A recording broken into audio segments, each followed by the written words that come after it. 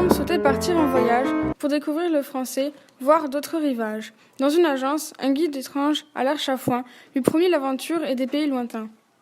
Il s'appelait Fada, ce guide touristique.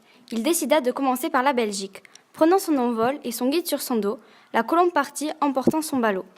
Ils entendirent pleurer. Dès leur arrivée, la pauvre Lumérotte était désespérée. Drage tombait tant et plus toute la journée, et du coup jamais le ciel n'était dégagé. La Colombe étonnée consola Lumérotte, promettant de la mener dans un pays chaud. Emportant la petite et Fada sur son dos, de leur bonheur à deux, elle se fit le pilote. Un cri arrêta la Colombe courageuse. Ristrette tentait d'échapper cette voleuse. Au policier Vigousse qui la poursuivait, elle avait cambriolé un chocolatier.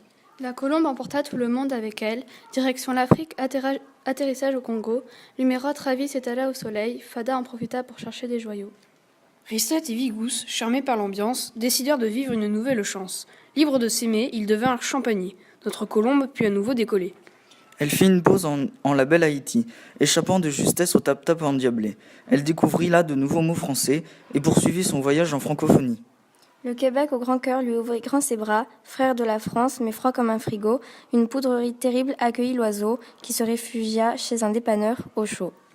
Forte de son voyage et de ses découvertes, la Colombe regagna ses pénates, fière au point de décider d'écrire un dictionnaire de la langue française dont elle était disserte.